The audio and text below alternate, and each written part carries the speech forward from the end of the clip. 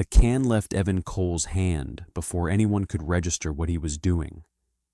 The dark liquid exploded across Maya River's white blouse, cold and sticky, splashing down her front and dripping onto the marble floor. The sharp hiss of carbonation cut through the lobby's quiet hum, followed by a split second of stunned silence, then laughter. "Oh, whoops," Evan said, stepping back as if surprised by his own hand. "Didn't see you there." Maya froze. Her breath caught in her chest as the cold soaked through the fabric, clinging to her skin. She looked down slowly, watching brown soda trail toward the hem of her blouse, then drip onto her shoes. Her mind struggled to catch up with what had just happened. Around her, the lobby of Apex Nova Group seemed to lean in. A few people laughed openly. Someone near the elevators snorted. Another voice murmured, "No way," half amused, half shocked. Phones came up, casual, practiced movements, as if moments like this were entertainment. Maya lifted her head. Her voice came out steady, though her hands trembled slightly at her sides. "Excuse me," she said, looking directly at Evan. "You just spilled a drink on me." Evan shrugged, lips curling into a lazy grin. "Relax, it's just soda." She stared at him. "You threw it." Lauren Pierce, the other receptionist, leaned forward on the desk. "He said it was an accident," she said lightly, her eyes already dismissing Maya. "Maybe you shouldn't be standing so close to the desk." Maya blinked. "I was standing where you told me to stand." Lauren smiled, thin and sharp. "We don't need an attitude this early." A man passing by laughed. "Damn, that's rough," he said, shaking his head, but he didn't stop walking. Maya swallowed. Heat rose behind her eyes, but she forced it down. "I'd like to speak to a manager," she said. "Now." Evan crossed his arms. "For what? A spilled drink?" "For being assaulted," Maya replied, her voice firmer now. That word changed something. The laughter quieted, but the air grew tighter. Lauren's smile disappeared. "Assault?" Lauren repeated. "Wow, that's dramatic." "Don't put words like that on people," Evan said. "You don't know who you're accusing." Maya took a slow breath. "I know exactly what I'm accusing you of. You threw a drink on me in front of everyone," a man near the couches muttered. "Here we go," another voice whispered. "She's making a scene." Maya turned toward the sound, but the faces blurred together, curious, entertained, detached. No one met her eyes for long. She looked back at the desk. "Please call your supervisor." Lauren sighed loudly, as if Maya were a child asking for something unreasonable. "Fine," she said, tapping at her keyboard. "But if you're not supposed to be here, this is going to get awkward." "I am supposed to be here," Maya said quietly. Evan laughed under his breath. "Sure you are." The minutes stretched. Soda continued to drip from Maya's blouse onto the floor, each drop a reminder of her humiliation. No one offered her a towel. No one offered her water. No one apologized. A young woman standing near the security gate shifted her weight from foot to foot, glancing between Maya and the desk. She opened her mouth as if to say something, then closed it again. Finally, the elevator dinged. Mark Ellison stepped out, tie slightly loosened, phone still in his hand. He took one look at the crowd and frowned. "What's going on?" he asked. Lauren straightened instantly. "This woman is causing a disturbance," she said. "She's accusing Evan of attacking her." Mark's eyes flicked to Maya's stained blouse, then back to Lauren. "Ma'am," he said, already sounding tired, "you need to lower your voice." "I haven't raised it," Maya said. Mark held up a hand. "Let's start over. Why are you here?" Maya's jaw tightened. I was told to check in at the front desk. While I was waiting, your employee threw a drink on me. Evan scoffed. It slipped. It did not slip, Maya said. You threw it. Mark looked at Evan. Did you throw it? Evan shook his head, offended. Of course not. Mark nodded, satisfied, and turned back to Maya. Then it sounds like a misunderstanding. A misunderstanding doesn't soak someone's clothes, Maya said. And it doesn't come with laughing, Mark's tone hardened. I don't appreciate the accusation. Our staff wouldn't do that. Several people nodded behind him. Maya felt her chest tighten. You didn't even ask anyone else what they saw. I don't need to, Mark replied. You're being disruptive. Disruptive. The word landed heavy. So that's it? Maya asked. I'm standing here covered in soda, and you're telling me I'm the problem? Mark folded his arms. I'm telling you that if you continue like this, I'll have to ask you to leave. A ripple of approval moved through the crowd. Someone whispered, Good. Maya's voice dropped, trembling despite her effort. I want you to check the cameras. Mark hesitated for a fraction of a second, just long enough for her to notice, then shook his head. That's not necessary. Why not? She demanded. Because I'm saying it isn't, he snapped. Now do you have business here or not? Maya stared at him. Her reflection stared back from the glossy wall behind the desk, a composed woman drenched and shaking, surrounded by people who had already decided she didn't belong. Yes, she said. I do. Mark exhaled sharply. Security, he said into his radio. The word echoed louder than the laughter had. 2 guards approached. One of them, Caleb Wright, slowed when he saw Maya's blouse. His brow furrowed. The other, Sandra Holt, didn't hesitate. Ma'am, Sandra said firmly, you need to come with us. For what? Maya asked. For causing a scene. Maya laughed once, a short, broken sound. You're escorting me out because I was assaulted? Sandra didn't answer. She reached for Maya's arm. Maya pulled back. Don't touch me. See? Evan said loudly. Aggressive. Maya's heart pounded. I'm not aggressive. I'm being treated unfairly. Mark shook his head. This is exactly what I mean. Caleb shifted uncomfortably. Sir, he said quietly to Mark, maybe we should... Just do your job, Mark cut in. Maya looked around one last time. Faces everywhere. Some uncomfortable, some entertained, most empty. No one spoke. As Sandra stepped closer, the elevator dinged again, and everything changed. The elevator doors slid open with a soft chime that somehow cut through the noise like a blade. Daniel Cross stepped out.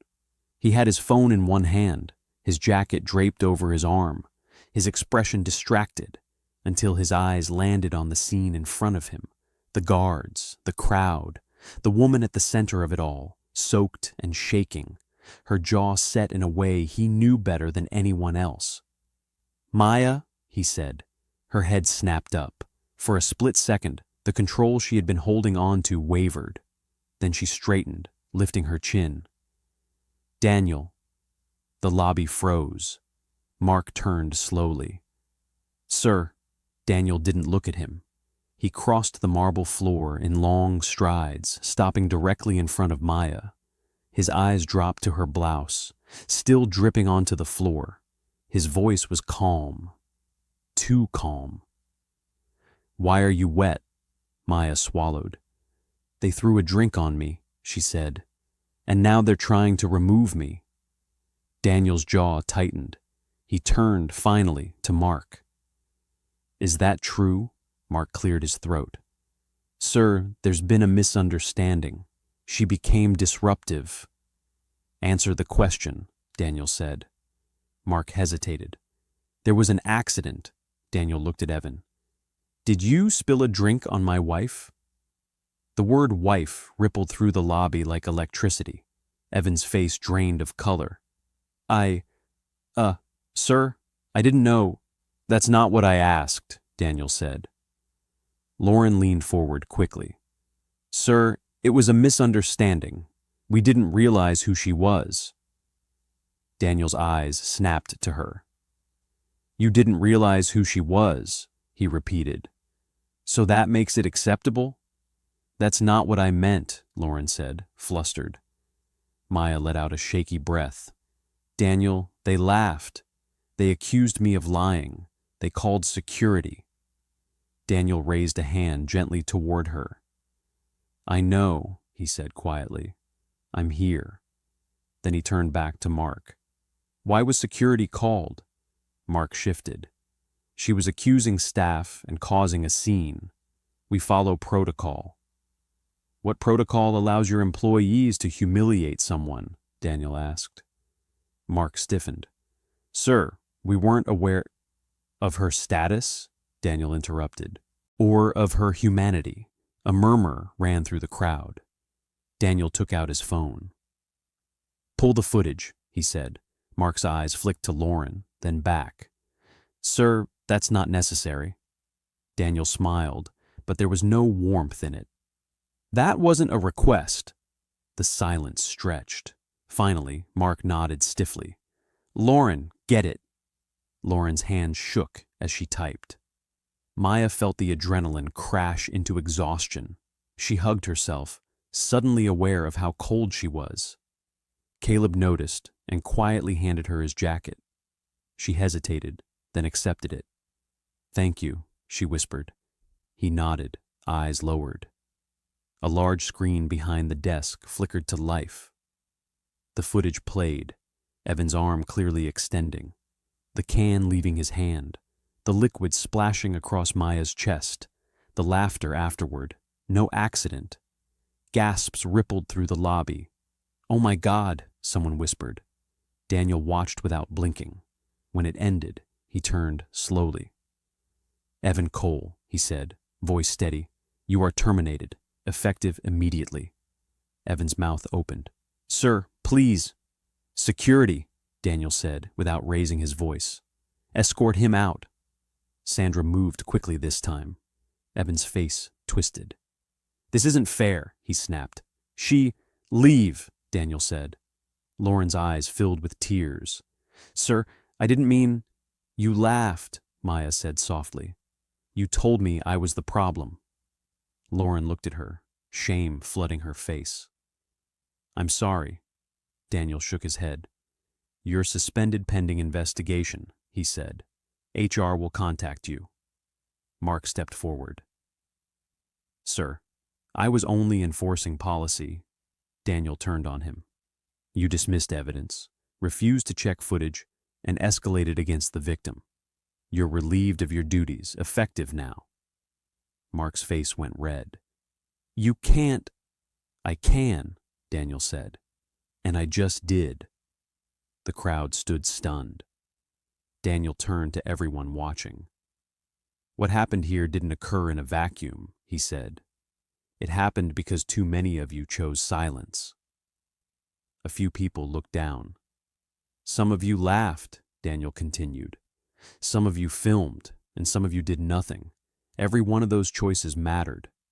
Maya felt tears sting her eyes, not from humiliation now, but from release. Daniel turned to her. Are you okay? She nodded slowly. I will be. He squeezed her hand. Later, in a quiet office upstairs, Maya sat wrapped in a blanket while Daniel paced. I should have been here, he said. You weren't supposed to be, Maya replied. That's the point. He stopped. I failed you. She looked up at him. No, she said. They did. He sat beside her. This doesn't end today, he promised. Maya met his gaze. It better not. Downstairs, employees whispered in clusters. Did you see the footage? I can't believe no one said anything. I almost spoke. Up, Nina Brooks whispered to a colleague. I should have. That night, Daniel sent an email to the entire company. He named what happened: racism, abuse of power, silence. The next morning, the building felt different, quieter, heavier. Maya returned home and stood in the shower longer than necessary, letting the water wash over her, replaying the laughter, the stares, the feeling of being alone. She didn't cry. She felt something else instead. Resolve. 3 months later, the lobby would look different. Policies would change. Titles would shift. But none of that erased the truth Maya carried with her, that if Daniel hadn't walked in when he did, she would have been escorted out in silence. And that thought stayed with her. So did the question she couldn't stop asking. How many others had walked out before her? How many never came back? The fallout didn't arrive all at once. It crept in, heavy and unavoidable, like a storm that everyone could see coming, but no one knew how to face. By the next week, Apex Nova Group was buzzing in a way it never had before. Hallway conversations dropped to whispers when managers passed. Slack channels went quiet, then exploded, then went silent again. People reread Daniel's email over and over, parsing every sentence, wondering who it applied to and how far it would reach. Maya stayed home for several days, not because Daniel asked her to, and not because she was afraid to return, but because she needed space to breathe without eyes on her. The first night after the incident, she barely slept. Every time she closed her eyes, she saw Evan's grin, heard the laughter, felt the cold soaking through her clothes. Daniel lay awake beside her. "Say the word," he murmured in the dark. "I'll shut the place down." She turned toward him. "I don't want it shut down," she said softly. "I want it fixed." He exhaled slowly. "It won't be easy." She gave a quiet, humorless laugh. "It was never easy for me." When Maya finally returned to the building, she felt the shift immediately. The lobby looked the same: polished marble, sleek furniture, carefully arranged flowers. But the energy had changed. Conversation stopped when she walked by. Some people smiled too quickly. Others avoided her entirely. A woman she barely recognized approached her near the elevators. "I just wanted to say," the woman began, wringing her hands. "I'm sorry. I was there. I should have said something." Maya studied her face. "Why didn't you?" she asked, not accusing, just curious. The woman swallowed. "I was scared," Maya nodded slowly. "That's what I thought." Word spread fast that an independent review was underway. HR sent out forms asking employees to report past incidents. Anonymously, they promised. The first few days were quiet. Then the reports started coming in. Nina Brooks sat at her desk one evening, long after most people had left, staring at the blinking cursor on her screen. Her fingers hovered over the keyboard. She thought about Maya standing alone in the lobby. She thought about the way she'd looked down at her own shoes instead of speaking up. She started typing. The review uncovered more than anyone expected. Stories of being talked over in meetings, of security being called for loitering, of jokes that weren't jokes, patterns that had been ignored because they were inconvenient. Some employees pushed back. In break rooms and private messages, they complained.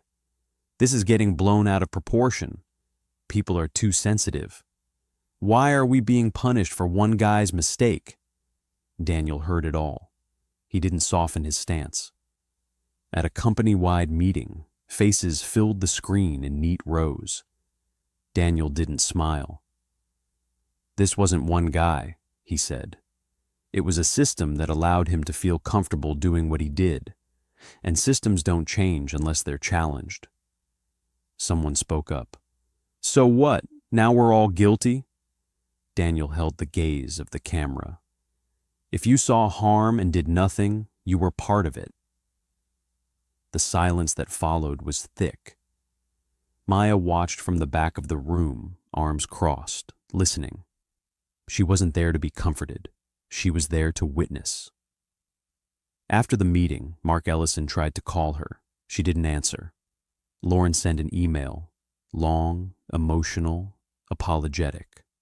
Maya read it once, then closed it. She wasn't ready to respond, and she wasn't sure she ever would be.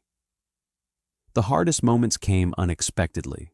A comment in passing, a laugh that sounded too familiar. One afternoon, Maya stood in line at a cafe when a man behind her muttered, "Everything okay?" She stiffened, then realized he meant it kindly. Still, her heart raced. Daniel noticed. "You don't have to keep coming here," he told her one evening. "I do," she said. "If I disappear, the story becomes about you saving me.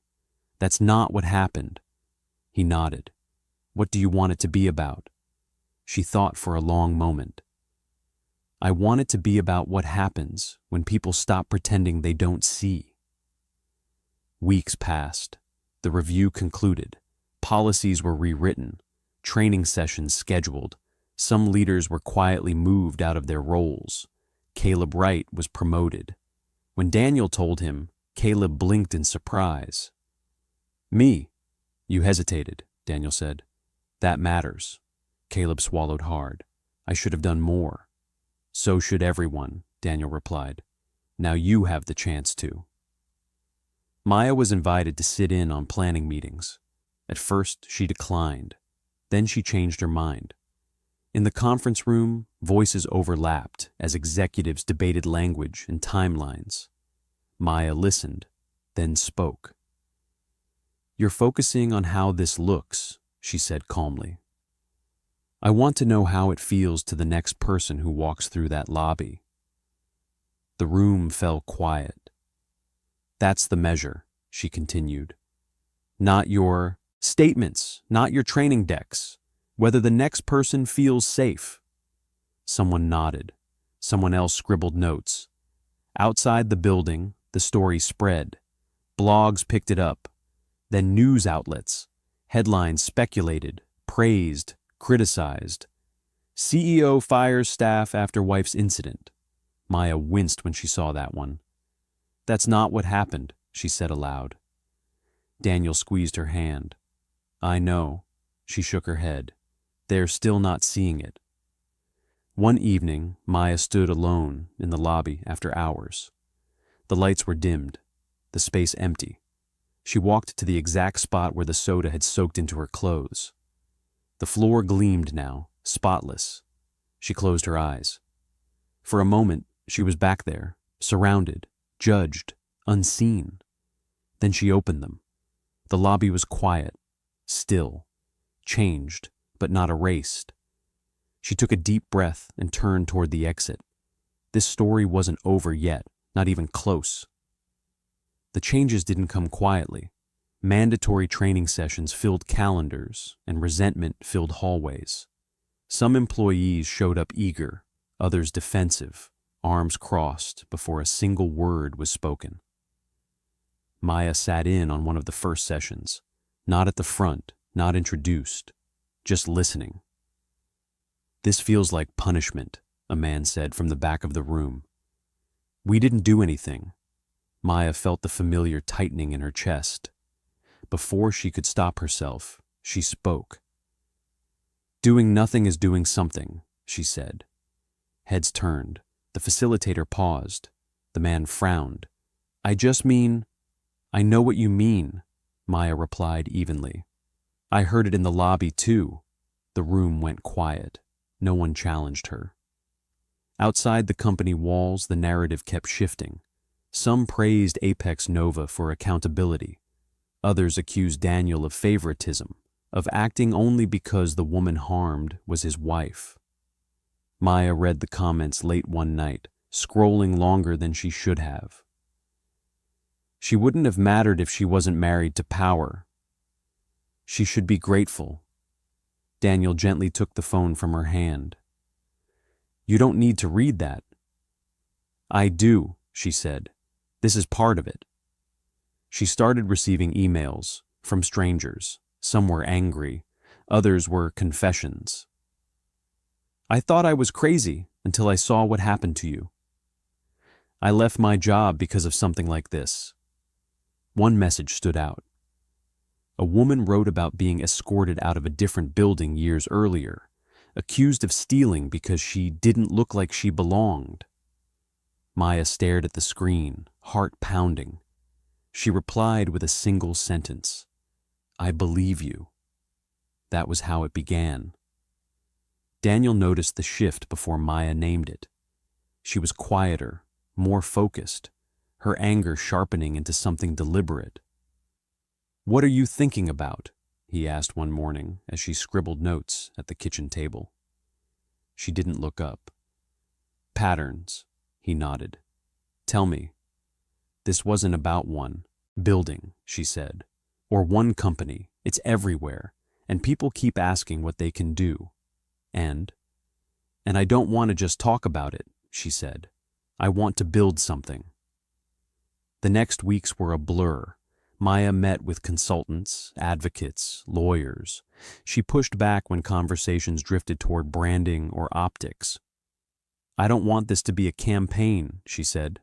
I want it to change behavior. Inside Apex Nova, the resistance grew louder and private. Promotions were paused pending review. Some longtime employees left, grumbling on their way out. In the break room, two men whispered, This place is different now. Yeah, the other said. You have to watch everything you say. Caleb overheard them. You always did, he said quietly. They stared at him, startled. Maya continued attending meetings, but she refused a formal title. I don't want to be a symbol, she told Daniel. I want to be useful. At one session, an executive asked, What would you have done differently that day? Maya didn't answer right away. She pictured the lobby again, the laughter, the phones, the security guards closing in. I would have liked one person, she said finally, to stand next to me, not in front of me, not for me, just beside me. The room was silent. Nina Brooks stood up. I should have been that person, she said, voice shaking. I wasn't, but I want to be now. Daniel appointed her to lead a new internal committee, not because of the apology, but because of what followed. Nina pushed hard. She questioned policies others had ignored. She listened when people spoke, even when it was uncomfortable. Maya watched from the edges, proud and cautious. One afternoon, Maya returned to the lobby during peak hours. People glanced up, some smiling nervously, others nodding with genuine warmth. A new receptionist greeted her. Good afternoon, the woman said. How can I help you? Maya smiled back. I'm just passing through. As she walked away, she felt it, the difference. Not perfect, not finished, but real. That night, Maya stood on a small stage at a local conference. The lights were warm, the audience quiet. She didn't tell the story dramatically. She told it plainly. I wasn't brave that day, she said. I was tired. I was shocked. And I was alone. She paused. The change didn't start when my husband walked in. It started when people decided they couldn't look away anymore. Applause filled the room, but Maya focused on the faces. Some nodding, some crying, some thinking. Afterward, a young man approached her. I work security, he said. I've seen things. I didn't know what to do. Maya met his eyes. Now you do. At home, she collapsed onto the couch, exhausted. Daniel sat beside her. You're carrying a lot, he said. She leaned back. I can handle it. I know, he said. But you don't have to do it alone. She smiled softly. I know. Late that night, Maya returned to her notes. She wrote down the sentence that had been circling her mind for weeks. Silence is a system. She underlined it twice. Outside, the city hummed, unaware of the quiet shifts happening inside glass buildings and people's hearts. Maya closed her notebook and looked out the window. The story wasn't about what had been taken from her. It was about what she refused to let happen again. The momentum carried her farther than she expected. Invitations began arriving almost daily. Panels, roundtables, closed-door meetings with companies eager to learn and terrified of being exposed. Maya accepted some and declined others. She learned quickly which invitations were about change and which were about protection. At one meeting, a senior executive leaned forward and said, "What would you recommend we do if something like this happened here?" Maya didn't soften her answer. "Believe the person it happened to," she said. "Before you protect your brand, before you protect your people, believe them first." The executive shifted uncomfortably. "Even if there's no proof?" Maya met his gaze. "Especially then."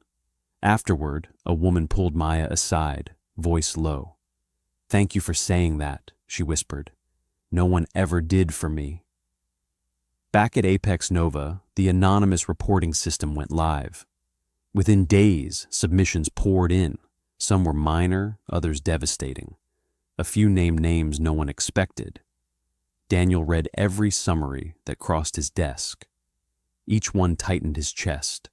He began to understand how little he had seen before. One evening, he came home late, exhaustion etched into his face. "I thought I knew this company," he said quietly.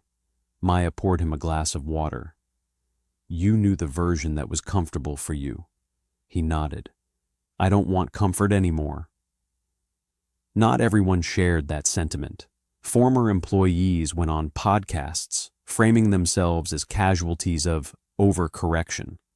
Online forums buzzed with accusations that Maya had ruined careers. She's weaponizing her experience. She's enjoying the attention. Maya heard it all. Some days it rolled off her. Other days it cut deep. One night she snapped. "I didn't ask for this," she said, pacing the living room. "I didn't ask to be humiliated. I didn't ask to be a lesson." Daniel watched her, helpless. "I know." She stopped, pressing her palms to her eyes. "I just wanted to walk into a building and not be treated like a problem." He crossed the room and held her. "You deserve that. You still do." The next morning, Maya woke with a clarity that surprised her. She sat at the kitchen table and drafted an outline. Not for a speech, not for an article, but for a framework. It wasn't about apologies. It wasn't about statements. It was about response. What happens in the first 5 minutes after harm? Who is believed? Who is protected? Who is asked to leave? She shared it with Nina, then with Daniel. They read it in silence. "This is bigger than Apex Nova," Nina said finally. Maya nodded. "It has to be." The first pilot rolled out quietly, partnering with a mid-sized firm willing to commit without publicity. Maya observed, advised, corrected. When the first incident was reported, a small one but real, she watched how the system responded. The employee was believed. The footage was reviewed immediately. The power dynamic was acknowledged. Maya felt something loosen in her chest. At Apex Nova, the lobby underwent another change. The desk was redesigned, lower and more open. Cameras were clearly visible, not hidden. A sign was added near the entrance. "If something feels wrong, you will be heard." It wasn't perfect, but it was intentional. One afternoon, Maya crossed paths with Sandra Holt near the elevators. Sandra hesitated, then spoke. "I was wrong," she said bluntly. "That day." Maya studied her face. "Why?" Sandra swallowed.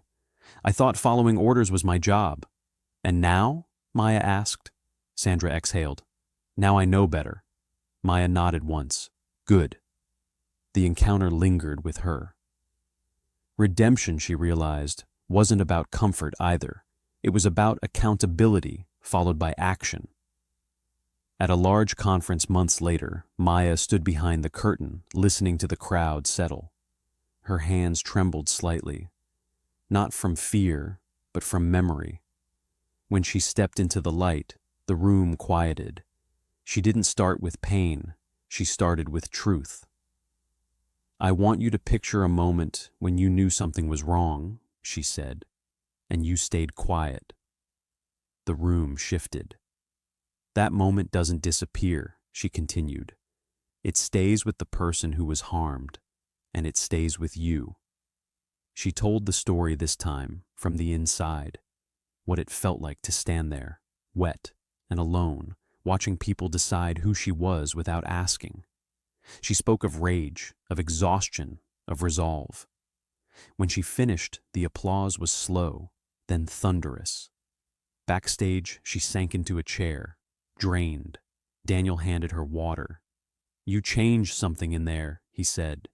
She shook her head. "They will." That night, Maya returned to the Apex Nova lobby again. It had become a habit, a ritual she didn't fully understand. She stood near the desk, watching people pass, employees, visitors, security. A young black woman entered, clutching a folder, eyes scanning the space. The receptionist smiled and greeted her warmly. Maya watched the woman's shoulders relax, just a little. Her chest tightened, not with pain this time, but with something close to hope. She turned to leave when someone called her name. "Maya?" She turned. Nina stood there, smiling. "We just closed another report," she said. "Handled it right this time." Maya nodded. "Good." As she walked toward the exit, she caught her reflection in the glass. Calm, steady, no trace of soda or shock.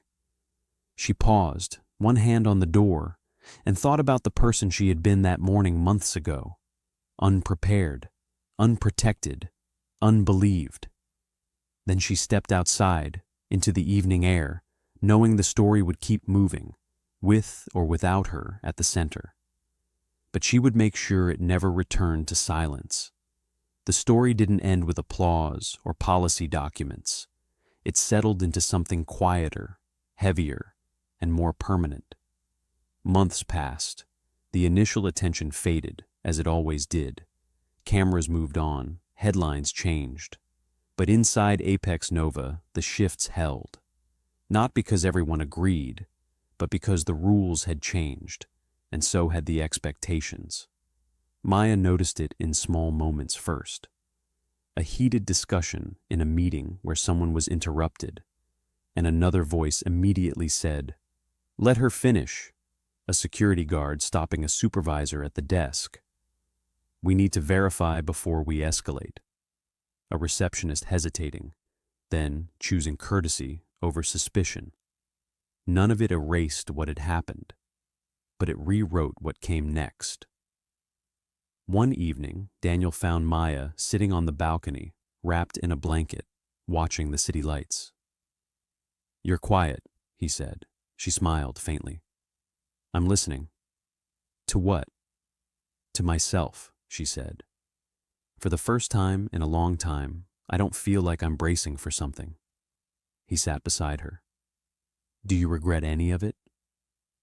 She thought about the humiliation, the fear, the rage that still surfaced sometimes without warning.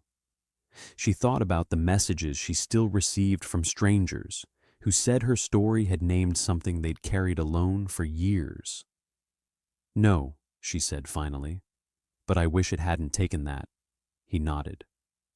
"Me too." One afternoon, Maya received a message from a woman named Alicia, who worked at a company across town. They met for coffee. "I saw what happened to you," Alicia said, fingers tight around her cup. "Something similar happened to me last year. I didn't have proof. I left instead." Maya listened, the familiar ache returning. "They asked why I didn't fight," Alicia continued. I didn't know how. Maya leaned forward. You survived, she said. That's not nothing. Alicia's eyes filled. It feels like it. Maya reached across the table. It doesn't have to end there. The framework Maya had built began spreading quietly, not branded, not advertised, passed from one organization to another by people who recognized themselves in the story.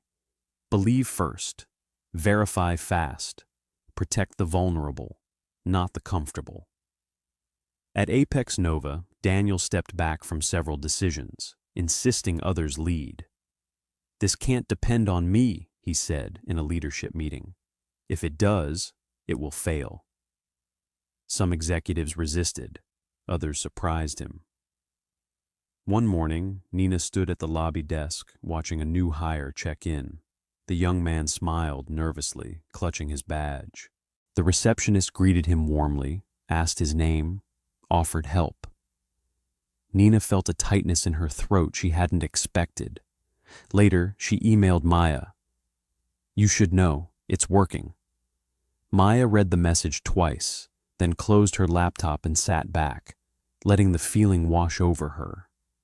It wasn't victory. It was something steadier. One night, Maya dreamed of the lobby again, but this time she wasn't standing alone. Someone stood beside her, then another, then another. The laughter never came.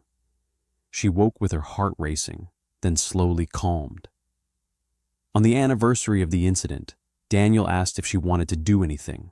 A statement, a post, a reminder. Maya shook her head. No, she said. I don't want it to belong to that day anymore. Instead, she went for a walk, alone. She passed glass buildings, each with its own polished lobby, each with its own stories hidden beneath the shine. She wondered how many people had stood where she once stood, feeling small, feeling unseen. She stopped at a crosswalk, watching people rush past, and realized something that surprised her. She wasn't angry anymore. She was vigilant. There was a difference. That evening, she returned to Apex Nova one last time. Not for a meeting, not for an event, just to pass through. The lobby was busy. Voices overlapped. Life moved. A visitor dropped a folder. A receptionist stepped out from behind the desk to help. Thank you, the visitor said, relieved. Maya watched from a distance. No one noticed her, and for the first time, that felt like success. As she turned to leave, Caleb caught her eye and nodded.